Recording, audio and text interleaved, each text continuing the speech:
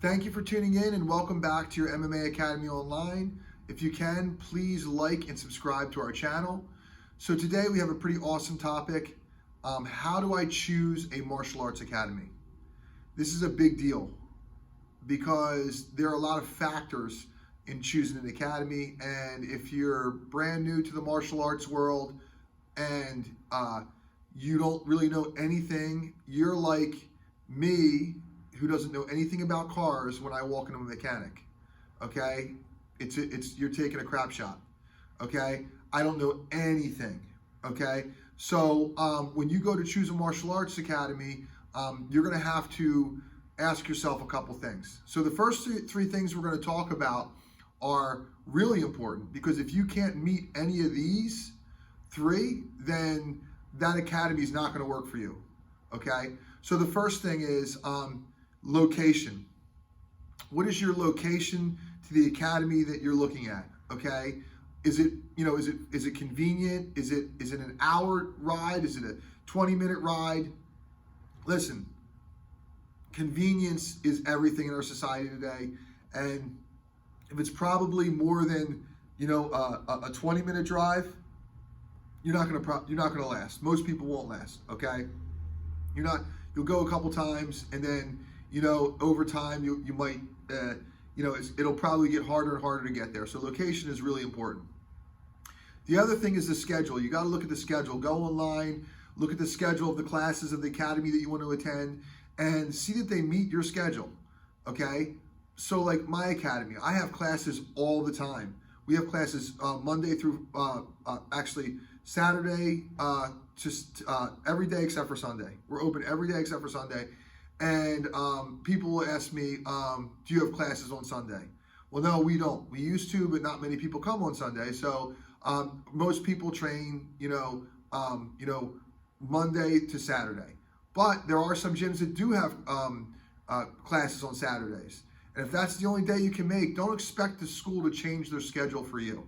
Okay? It's like anything else. Okay? So make sure that you can meet the schedule. And don't waste anybody's time. Don't waste your time. Don't waste the academy's time. If you don't meet the schedule, you don't meet the schedule. The only other thing that you could do if you really want to go to that school is private lessons. So that's another option. So the next thing after this that you need to take into account for is your budget. What is your budget? Okay. Most martial arts academies typically range from anywhere from $120 to $200, depending on where you're at, depending on what city you're in. And so when it comes to, this is an important one, because most martial arts instructors and academies won't give you a price off the bat. And there's a reason for that. Okay? The reason for that is because a lot of martial arts academies, like a lot of jiu-jitsu schools, they only vary. They're only maybe by $5, $10 or whatever. Most of them are the same price, and you get what you pay for. Okay, so for instance, like at my academy, I would like you to try a class or two out and see if you like the class, you like the environment and all that before you actually before I tell you the price, because especially on the phone, you might call me and I might be $10 more than the guy down the street, but the guy down the street, it's just they're never open. The classes, the technique is terrible, or the level of instruction isn't good. There can be so many things, and you might say to yourself, "Wow, I wish I paid that $10 more and I got a better class." Okay, and it could be vice versa. It could the better school could be $10 cheaper. So what you really have to do is you have to go and you have to observe and try. Okay, and if those are the first three things I think that are really important: your location, your schedule, and your budget. Okay. Now when we get into the academy, okay, so this part's important too. And when you walk in, either the instructor or the staff, if they're not approachable or not friendly, well, I don't think that's the place I'd want to be. Okay. I want to be at a place where I can communicate with my instructors and the staff. Okay, and if you are at an academy where your instructor is really hard to reach, or the staff is really hard to reach, or you just, anytime you have a question, there's a big problem, man, definitely look out for that. You need the staff and the instructors should be approachable. Very important, okay? Another thing, right? When you talk to the instructor, is it about you or is it about him or her, right? Okay, and that's really important because the training is about you, okay? I don't care really honestly how many trophies this guy has. I don't care, like how great this person is. I'm coming here to train a martial art, to learn a martial art, to do something different, okay? So, no, like, and don't get me wrong, that stuff is cool, that your instructor's a champion or your instructor accomplished this or that, but really, honestly, when you walk through that academy, it's about you, okay? And your training, and that's really, really important, okay? So, another thing you should do, too, when you walk into the door of an academy, you should ask to observe a class. If an instructor or the staff does not let you observe the class, walk right out the door. That is hands down important, okay? Observe the class. I wouldn't even try a class, and I would observe before I try, okay? And then the next thing, if after you observe the class, or first, I'm gonna give you a couple things to look for when you observe the class, okay? Is there a curriculum, okay? And you can ask the instructor this even before observation of the class. Is there a curriculum? What am I going to learn? That's important too. And if they can't tell you what you're going to learn and there's no curriculum, well, listen, I think that I would probably I'd probably head for the door. Okay, so that's important. Is there a curriculum? What am I going to learn? Okay. Another good one to ask is how long until I can spar, right? A lot of beginners ask me that, okay? And so my thing is this, okay? You're not gonna spar, we do positional training. That's the spar that beginners do. So for instance, I'll show you a technique. It could be throwing a right hand, right, okay? And the training might be, okay, you and another guy, you can only throw the right hand to the body, because I don't want you punching to the face yet, because you're just a beginner, you're new, right? Okay, so I get you moving around, and that's the kind of sparring that I do, okay? It's positional sparring, okay? So it's safe, and it allows you to build your confidence, because if I just let two beginners throw punches at each other, they're gonna be flinchy, they're not gonna have confidence, they're gonna be afraid of getting hit. So I have to build your confidence, okay?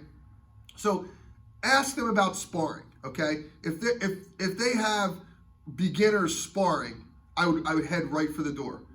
But if it's positional sparring and positional training, after they've shown you the technique and they put you in a setting that's not dangerous to you or to your partner, and it's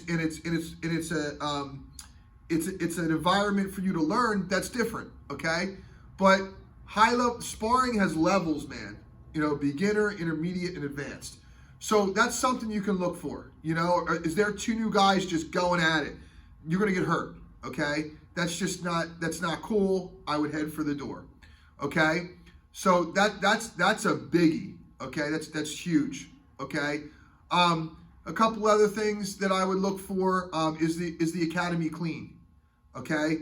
You can ask how often do you mop the floors and vacuum? That's big, because, you know, like, there's things like different staph infections and all these other crazy things that you can get from dirty mats, and so this is really, really important. You know, talk to some of the people. Are the people friendly? Like, is it a friendly environment?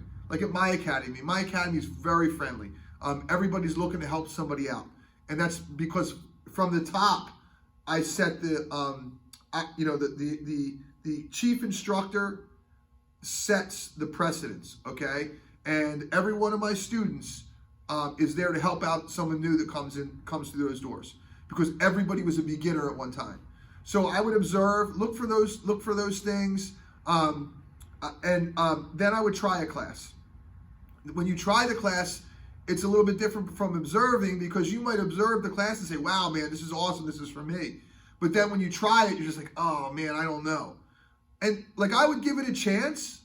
And maybe if you're not sure, ask the instructor, say, hey, can I come back for one more class? And usually the instructor, so most of the time will say yes, So if they say no, there's a problem, okay? Also, one of the things you have to be prepared for is that it's going to be a commitment, okay? Most schools, they do a commitment where it's a most of them it's a 12. Some of them will try to put you into a 12-month commitment, right? Okay, but they're doing that for a reason, because they want you to give it a chance. Now I do a 3, 6, or a 12. Okay, you can do a 3, you can do a 6, or you can do a 12.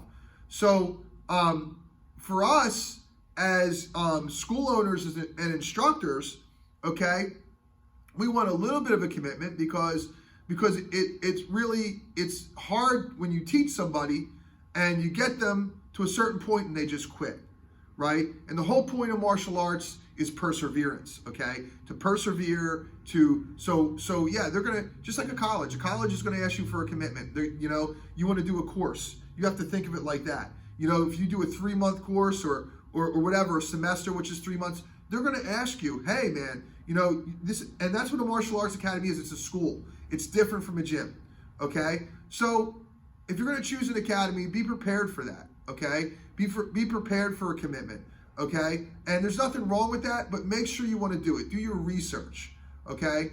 So these are just a couple things that'll help you when choosing an academy, okay? So we'll see you next time back on MMA Academy Online, and till next time, if you can, please like and subscribe to our channel.